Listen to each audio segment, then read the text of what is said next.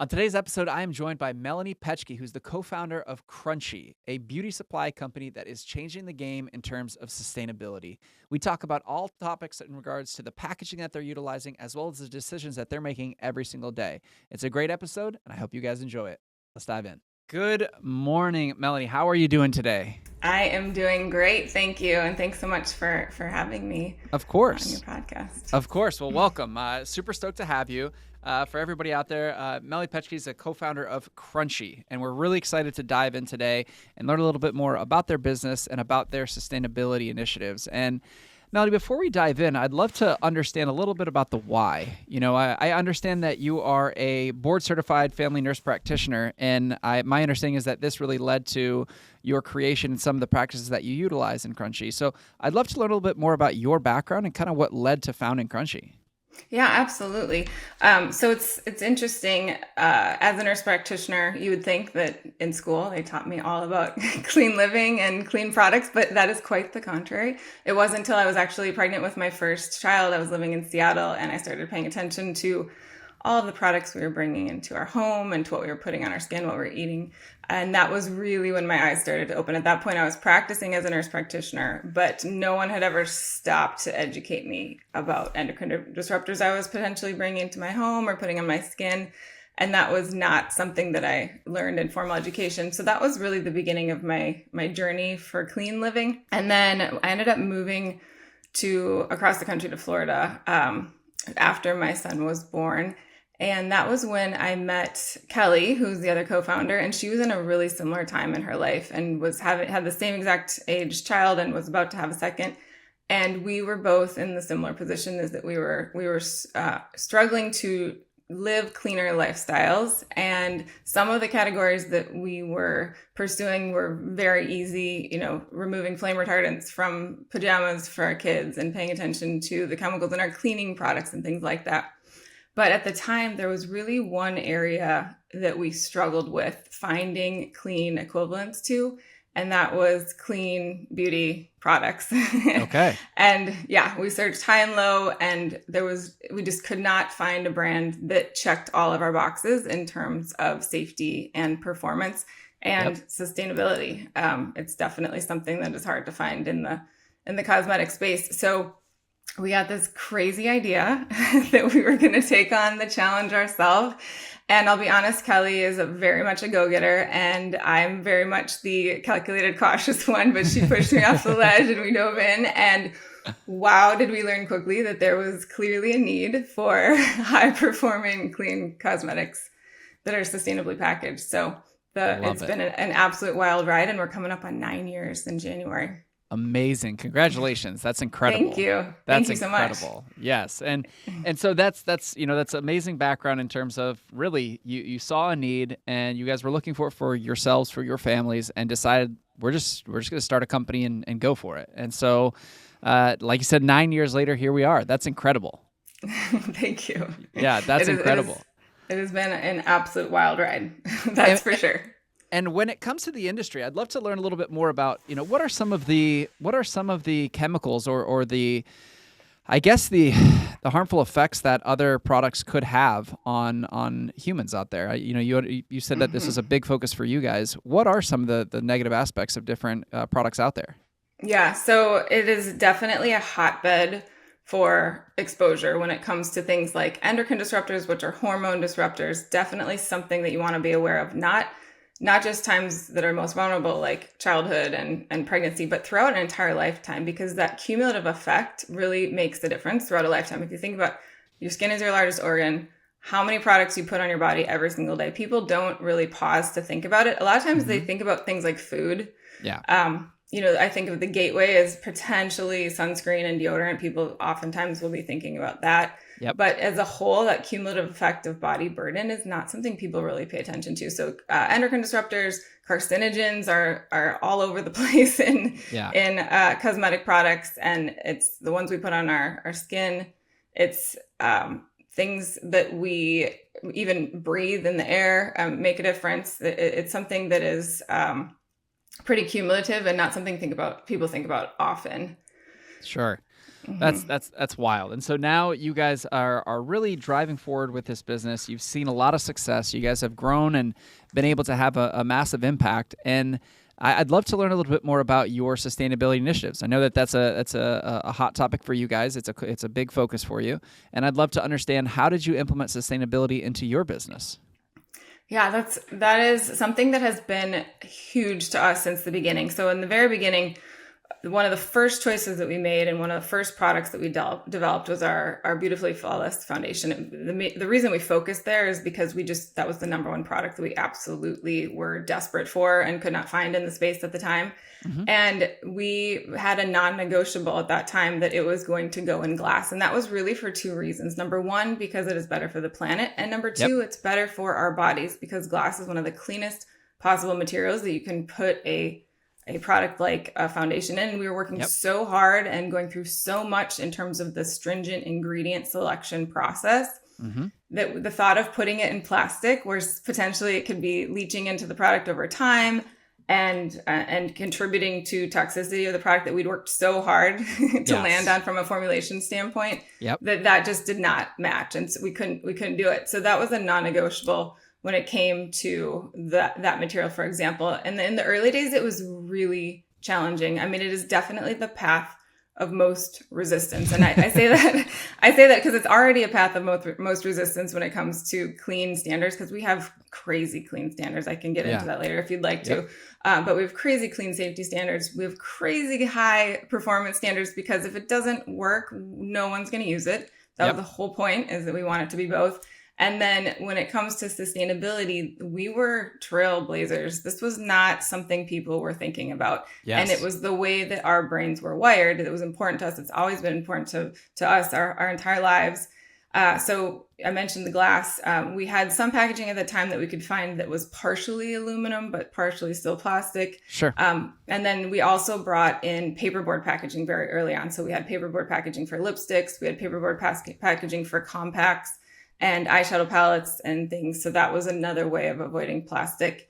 And then we kind of started to explore alternatives as well. And that has been an adventure, because when you're a trailblazer, you have very little to work with. And so when you're trying to vet some of these materials, you can somewhat understand what they're created and how they're made with, but long term, you don't really know how it's going to impact your product. So that's where we have to really dive deep. And on a surface level, it might look like, oh, that's perfect, we're going to put it in that. But then we pull back the curtain and we realize that sometimes the standards for even food grade in terms of aluminum or certain metals and things are not even remotely something that we would be comfortable with putting on our skin. So that took us down a very challenging path of trying to find liners, for example, for aluminum packaging that we felt comfortable with. And again, the United States, I didn't mention this before, but the United States does not have a lot of regulation when it comes to cosmetics. Food's kind of a mess too.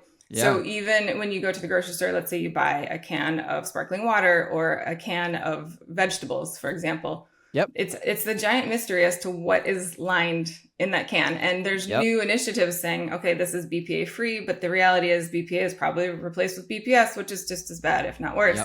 And then if it says BPA, BPS free, well, what is it now replaced with? So it took a level of stringent investigation to finally find aluminum liners that we were comfortable with. And that is something that a lot of people, I think, take at face value as they start to see aluminum products in the marketplace when it comes to cosmetics. But that was definitely a hurdle for sure in investigating and finding that.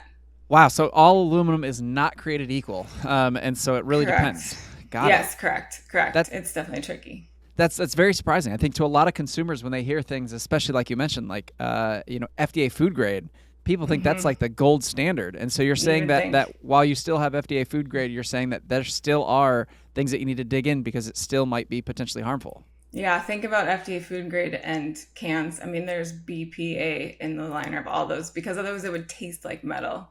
So it's a hidden plastic that a lot of people don't think about.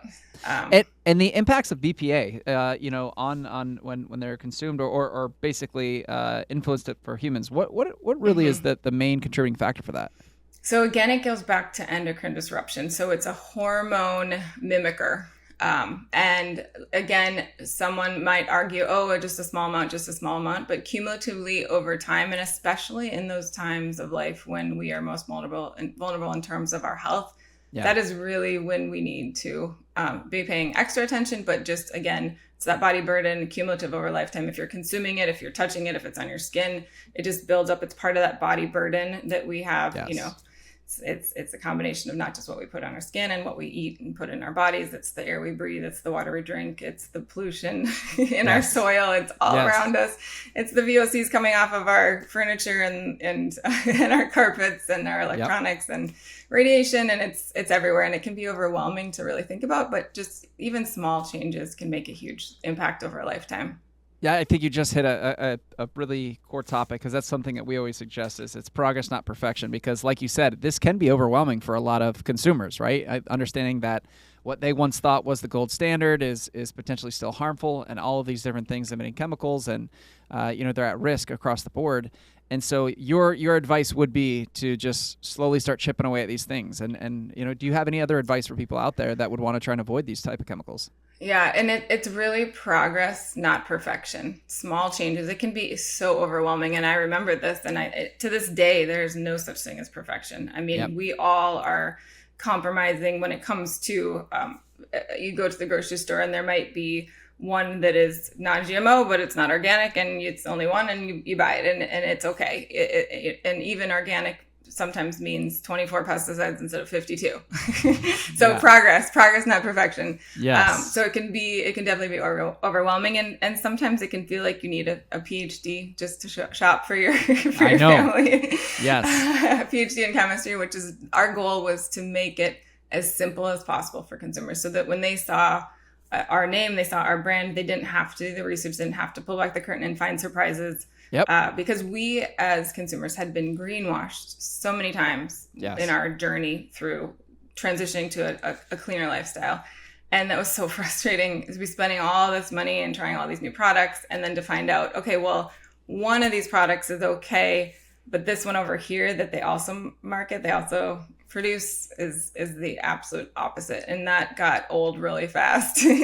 So we refused. We put a stake in the ground, and we said, we will not be a greenwasher or anything close to a greenwasher. Well, it is definitely hard. Again, the path of most resistance is, it's more challenging, it's harder, but it's worth it. Yes, 100%. I understand that. And that's a great topic as far as just like slow little steps that you can take. And I mean, it's, I do love the topic as well in regards to the consumers, consumers needing a PhD in order to make purchases.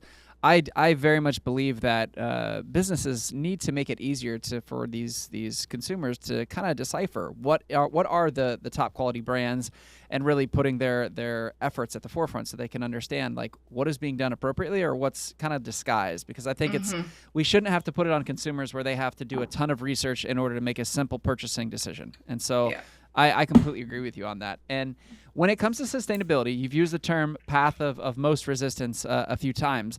I'd love to learn a little bit about, and it's true, because sustainability isn't always easy. It's going to cost more. It's going to be more of an effort.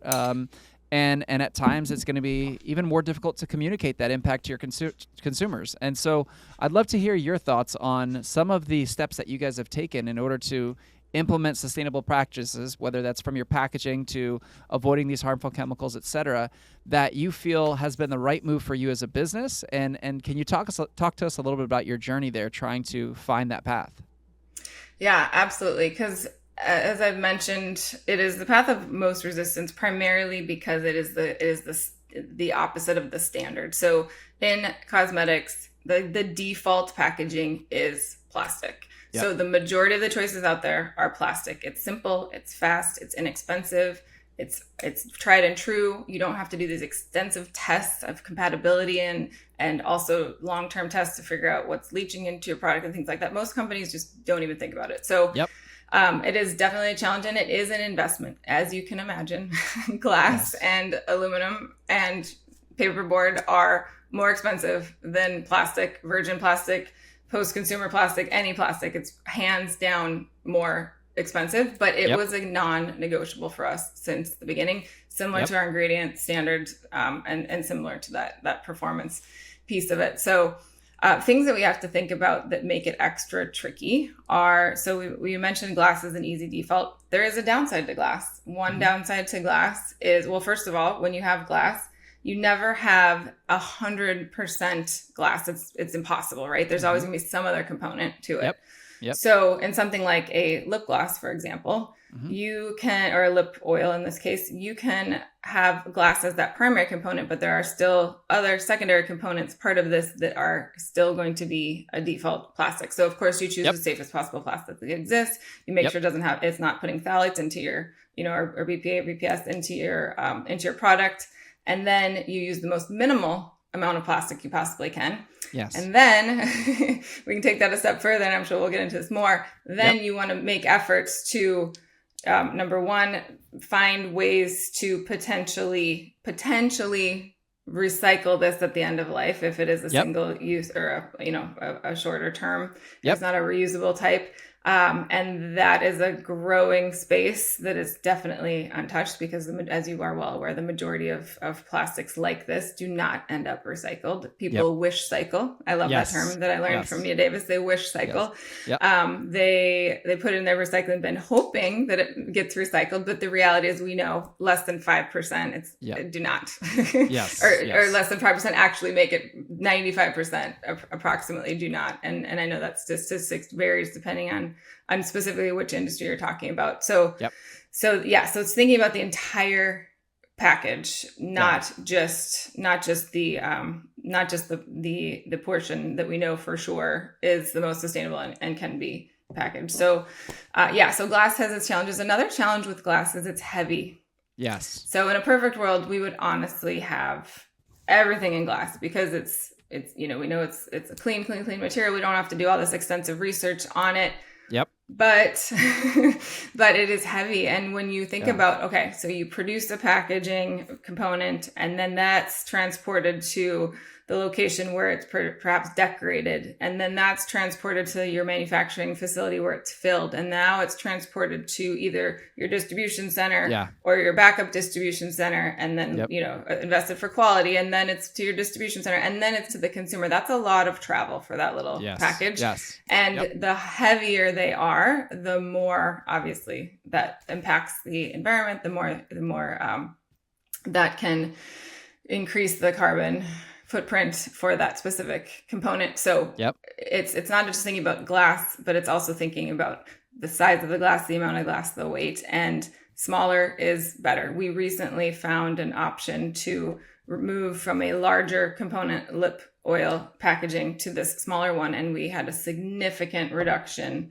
in packaging waste. Even if it's clean and the most optimal packaging, we still had a significant reduction in the amount of waste and also in the weight. So it then decreased those carbon emissions in that transport from birth to client. Yes, the entire life cycle. Well, and that's very helpful because I do understand, it is at times more expensive. It requires more cost and at times even more effort to try and go the sustainable route. And one thing I'm curious to hear your thoughts on is the perception from your customers. So one thing that a lot of people really kind of dig into is that sustainability costs more. And, we like to talk to different businesses to get their understanding and their perception when it comes to the fact that, yes, while sustainability may cost more, are you finding that nowadays consumers are willing to pay more? Because that's something that we're really talking about is that consumers are starting to demand sustainable options. And so when it comes to slight price increases, they are more open to them. And so are you guys seeing that in your business as well? Yes and no. And this topic makes me so excited because the reality is, yes, there are consumers out there that are driving this and that are demanding better and are demanding safer and are demanding cleaner packaging options. And that is exactly what we need to get loud about. And that's exactly what we need to inspire others to be reaching for and choosing. I think back about a year and a half ago, I traveled to the Netherlands with my family and I was fascinated to walk through their grocery store. And I was so inspired. And at the same time, I was so angry because we know, okay, here we are. They're in a similar position. They have to feed their families too. And Yep. it wasn't just the grocery store, it was also the pharmacy. Yeah. And I was so inspired at the environmental positive changes that they had made in terms of consumer packaging. And it just it painted the picture of hope for us in the United Yep. States for the future, because we know it's possible. And we don't have to wait for these state and federal legislation changes. Who knows how long that will take. I know California is definitely blazing the trail on that one, and Oregon and Washington, I believe, and Colorado. And there's some great initiatives happening. Yep. But it's not happening fast enough. And we as consumers need to demand better. And that will hopefully shift the industries. It will hopefully shift these companies like us to make changes, not because we have to, but because it's the right thing to do and because we want to. Yes. Yeah. I completely understand. And so, yeah, I think that there is a growing movement across the board. Sustainability is becoming a larger topic. I think consumers are seeing the impacts that it's having, plastic, especially on the environment, on the oceans, and just what's happening with these materials. I talk about it a lot that here in the States, we're very fortunate to have great waste management infrastructure.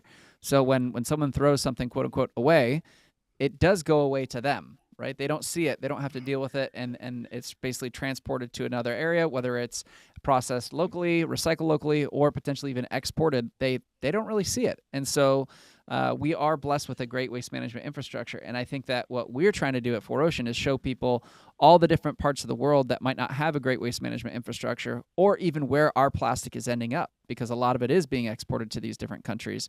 And I think that awareness piece, like we were just talking about, is very crucial. Getting more brands and more companies to kind of talk about it, show the impacts that it's having on the ocean, and having consumers understand that, the choices that we make and the dollars that we spend, that's our vote, right? We want to vote that for more sustainable options and find better practices out there. So that's a great topic, and I appreciate the insight on that.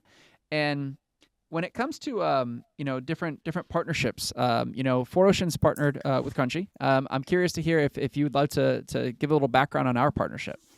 Yeah, no, absolutely. So I think the most logical and I would say strategic, and it just, in short, it makes absolute sense, because 120 billion pieces or billion packages of beauty and wellness products are produced each year, and those, in terms of plastic, and those end up, as you mentioned, they end up in landfills and ultimately end up in our waterways.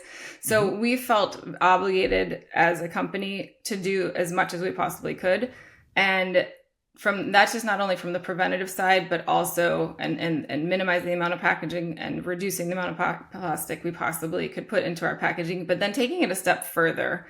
Because we know that even though we can work with organizations to try to recycle and upcycle these small pieces, ultimately there are still pieces of plastic that we as a corporation are responsible for putting out into the environment. Yep. So the match with 4Ocean was absolutely perfect, because it gives us an opportunity to take that a step further. So we are responsible now for removing from the environment anything that we have put out into the environment. And that was incredibly important to us, to not just achieve, but ideally exceed that plastic neutral status, to hopefully offset as much as we possibly can and really make an impact worldwide, because it is our responsibility as a company to do so. Yes, I completely agree, and I think that it's we're very, very appreciative of the partnership, and would love the fact that you're trying to do anything you can. I think that's one of the big things is a lot of brands are trying to reduce their plastic footprint, and in areas that just the technology just doesn't exist in packaging just yet, right? To completely try and eliminate plastic. It is still a necessary evil at certain times. And for brands to be able to offset that footprint by removing plastic with us, that's something that we're trying to do. And I think that one thing that's important we like to tell everybody is that it's not the silver bullet. Plastic offsets are a temporary solution, and we call them a stepping stone to a more sustainable future. And so, while there's all this innovation in packaging, and there's companies driving it forward with, all these alternatives with like seaweed and different solutions like that, I think that plastic offsets can play their part in helping to implement the necessary waste management infrastructure, as well as fund people like 4Ocean captains and crews cleaning plastic out of the ocean. So I'm very appreciative of your guys' partnership, and I think that this is a great opportunity to try and take responsibility for that plastic footprint that's being put out there. And think you guys are doing a fantastic job. Thank you. Well, thank you for the opportunity to be able to be contributing in terms of those plastic offsets, because it's critical, and I really hope that more companies can do the same thing, because it's absolutely the responsibility of the companies, and it's something we can all work together to achieve for a better future and a better planet. I love it. Yeah. And in terms of the beauty sector, and when it comes to like industry trends and different things that are going on right now, what are you seeing that's kind of coming on the in the next few years that you hope to really improve in terms of sustainability or the reduction of chemicals? Like, what's really coming up in the new space when it comes to beauty? Yeah, so specific to packaging, one thing I'm really excited about is when we entered this industry, one of the most frustrating things was we would see, you go to a store, or you go online and you see these little teeny tiny cosmetic packaging, because a lot of cosmetics come in pretty small packages, some of them larger, but they oftentimes companies from a marketing perspective will make them appear so much larger. So you have this huge, big plastic block, and you unscrew it and you open it up, and it's probably in a some sort of unicorn or something fancy outside of it, or sometimes it's even plastic on the outside, and then you get in there and it's like little tiny 1 ounce or half an ounce or less, and all of that is waste, and what actually is used by the consumer is this big. So shifting the mindset for consumers to be recognizing that as a negative and not a positive is huge, because as a consumer, we are so used to being tricked into thinking that something is larger and they're going to get a better value or more for their money because the package is larger, even if that is deceitful. Really educating consumers to look for those more conservative and more efficient, smaller sized packages. Less is more is huge. And hopefully that will continue to drive companies to do the right thing when it comes to this choice further, because it's hard. I mean, I can give you an example. We have a product coming out in 2024 I'm very excited about, and I actually have two examples in 2024, but one in particular is a product that in a glass situation, we had the option of glass. In the glass situation, it definitely was perceived to be larger to the consumer. But we had a better option that was lighter. It was more portable. It was made it more cost effective for consumers and for us. But the only downside is that it looks so much smaller. Even it's the same milliliters. It's the same size, same number of ounces. And so even though it's identical and the consumer might think, oh, they're getting less, it is our job to explain to them there's a lot of product in this little device. It'll be great for traveling. It's more sustainable. It's got a lower carbon footprint, and it is infinitely recyclable because we're putting it in aluminum. Nice. So yes, there's a pump on it, and we're going to talk. We can definitely work on sending that off to Pact and Collective, and hopefully recycle it that way, or drop it off at one of the Pact bin locations locally, because there's definitely lots and more growing. But ultimately, that was a no-brainer decision for us. But it took a minute of hesitation to say, okay, how are we going to make sure our consumers know that they are getting a significant amount of product, even though it looks like it's less? Because it actually increased in size compared to what they're maybe used to seeing in terms of the amount of fill, but the size itself of what they're holding and looking at is less. So that's definitely something that is hopefully a trend, a trend that's here to stay, and consumers will be making their choices based on reality, not, smoke and mirrors and smoke and mirrors and perception. Yes, that consumer perception is huge. So I appreciate that people are becoming more educated and paying attention more and looking for that. Yes, and that's a great point. When it comes to consumer perception, sometimes these manufacturers do make these very large packaging options just to make their product appear bigger. We see it a lot in the bottled industry, the bottled plastic industry, and that's one of the things that makes these bottles non-recyclable. Is like, for example, when they're using a very bright and shiny packaging, they'll use like a PVC or polyvinyl chloride label, and it basically makes it very difficult to recycle that product. So like, Yeah. yes, while it's shiny, it gets the attention of consumers, it actually makes it to the point where the product is very, very difficult to recycle. So just like you're seeing in the beauty sector, they're making these huge packages when in reality, the product is very small. And so Yeah. your hope is that for the future, consumers will recognize that, understand that, and get that message out there as far as don't be fooled by this massive package when in reality, it might be a small lip gloss that comes out of it. Yeah. And I can give you another example. So I've always told people, and it is so true, and you can ask our team and they will roll their eyes and say, yes, it's true.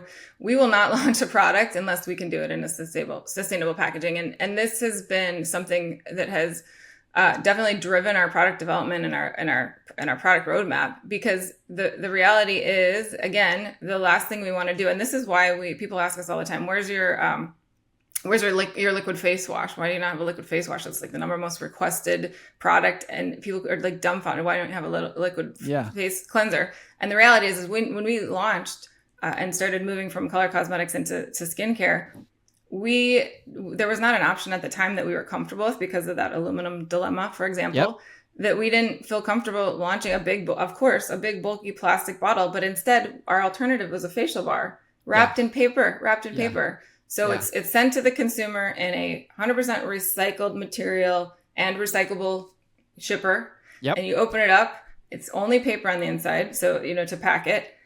Plus, what other products you purchase. You've got a facial bar there that's wrapped in 100% biodegradable recyclable paper. When you're finished with that facial bar, you have nothing left. It is essentially zero waste. So that can be composted, it can be recycled, it's biodegradable. You have nothing left. So why would we come out with a big bulky plastic bottle of face wash for somebody just because they're asking for it? So it's again guiding consumers. So the good news is we now have alternatives such as aluminum. So if that demand continues, we will consider that. And while it's not as good or as clean, you still have consumers that are, it's a better step than nothing at all. So that our decisions to drive those choices definitely require some consumer flexibility. And then same goes with body wash. We came out with a body bar. Same thing. We would not want to put a big bulky plastic bottle into this world. So our same exact thing. Our body bar is completely waste free as well as a result of that. And when we're talking about potentially coming out with a liquid scrub, there's now talks of, okay, do you bring glass into your shower? It's not ideal. Yeah. What do you put? So that's where we are starting to open the door to the refillable options. Currently, 100% of our primary packaging is plastic free, which we love being able to make that claim. 100%. And I literally do not know another color cosmetic / skincare combo like us that can make that claim. It's very powerful. So this is where it gets challenging, because if we bring on a refillable, if that refillable is not primary packaged in glass, because for example, it needs to go in the shower, do we then add on or refillable? Because the reality is too, and this is something that Pact Collective has taught me, which is awesome, because as you're navigating this industry, sometimes it's not obvious what the safest choice is or what the best choice is when it comes to the cleanest and most sustainable packaging. So Pact can definitely show that clearly, that refillable oftentimes can be as sustainable as something like glass or an aluminum. So that was reassuring to see, in case we decided to go that direction in the future. I love that. And honestly, that's just the integrity and the values that you guys stand behind, as far as, you literally will not put out a very successful product because you guys want to stay the course. And I give you guys big props for that. That's amazing. I love to see that in business. And tell me about Pact Collective. So for consumers out there, what is the program, and how does that assist with recycling and processing and just help with sustainability overall? Yeah, so Pact Collective is a newer company. One of the founders is Mia Davis, who I believe came from Credo Beauty prior to that. So she's always been very focused on sustainability. And she recognized the massive issue in the cosmetic industry. And it's kind of a dirty secret that not a lot of people talk about. Yeah. So she recognizes that it's an issue, and the concept of collective is all companies coming together and working collectively to tackle this problem. And it's a phenomenal organization. We've been members for just over a year now. And it's addressing those little tiny components that we talked about so that they Yes. don't end up in the ocean. So Yep. even when you are, and again, it's rare to be like us where it's the little components. Oftentimes it is the larger components. Curbside is so rare and it has to be a certain size. So most cosmetics fall into that category. So what they have Yep. done is they have established programs to be able to help manage the cosmetic packaging that's the residual. So they have containers in certain locations that you can go on their website and see the locations where there's drop off, so you can clean your packaging and then drop them off in these containers if they're not categorized as something that could be recycled curbside. And then they also have a secondary option where if you don't live close to one of those locations where you can drop them off, you can actually mail them in. I know that's not ideal, but you can mail them in and they will then wash them, clean them, process them. And then another thing they do that is great, that's also kind of one of those not talked about topics in the cosmetic space, is they will work with companies for when they have obsolete inventory. So let's say a product is expired and they have excess inventory. Let's say they don't end up launching a product or something goes wrong with it and they have excess packaging that's left over. They will work with companies on mass ways to be able to process that. So again, it doesn't just get destroyed and end up in a landfill. So they're a phenomenal company, and they're definitely making an impact, and they seem to be growing exponentially in terms of participation by companies. I love that. I love that. I love to see the momentum. That's amazing to hear, and it sounds like a great option, for trying to take care of these different plastic pieces. And so, Melanie, what is next for Crunchi? What for the future? What are you excited about, and what do you see coming down the pipeline that you're really stoked for? So ultimately, if you want to sum it up, really what we strive for is uncompromised clean beauty. So by saying uncompromised clean beauty, we're talking about safety, we're talking about performance, and we're talking about sustainability. And our goal is similar to what we talked about earlier, to be a name when someone says a name that, whatever we produce, that you can have confidence that it's safe for you, it's safe for the planet. And that and it performs. Our plan is to continue down that path. So we started with color cosmetics. We've moved into skincare because of the demand, and we're definitely working through the various skincare needs, especially from a sustainable standpoint. And then ultimately, Kelly and I talk frequently about kind of what's around the corner, and really the sky is the limit. We love the focus on wellness and wellness products in general. So we are definitely looking that direction. And things in general that are contributing toward the need. Where are there products that people cannot find that meet their safety needs, their performance needs, and their sustainability needs, and then just continue moving down that path. I love it. I love it. Well, I'm so excited to hear about the progress that you guys have made. I love the dedication. Congratulations, 9 years. That is amazing. If somebody wanted to potentially purchase some products or learn more, where would they go to learn more about Crunchi and to get involved? Yeah, so we have a couple different options. Of course, we have our website, crunchi.com, a great place to purchase. And then we have a amazing sales force across the nation, over 6,000 at this point, of Crunchi advocates. And they are people that are equally passionate about our mission for uncompromised clean beauty. And they are there to assist you as well. So if you know someone or want to be connected with someone as well, or if you're the type of person that wants to go and touch and feel and have that personalized customer service or support, we've got that available to you as well. So that's the best. Those are the best ways. Awesome. Well, it has been amazing having you on here. I really appreciate it. If everybody listening to this episode, if you guys are enjoying it, don't forget to subscribe, leave us a review, and submit any questions for future episodes. We want to answer the questions that you guys want to learn about. You can join us at forocean.com and learn how businesses can help reduce ocean plastic pollution. And until next time, we're going to be cleaning the ocean and asking, can business save the planet? Thank you so much, Melanie. Thank you so much. Appreciate it. That was an epic conversation. Melanie, I am so appreciative of their integrity, their decision that they're making from the beginning, just really committing to sustainability at the core of everything they do. They are an inspiration to other businesses out there, and we hope that everybody can take a step in their direction or a page out of their book. We're really appreciative of all our partners out there helping us to clean plastic and trash out of the ocean. If you guys are enjoying this episode, please make sure to like, subscribe, leave us a comment. We want to hear from you guys. Let us know who you want us to interview. We're excited to continue having conversations about sustainability and seeing, can business save the planet? We'll see you next time, guys.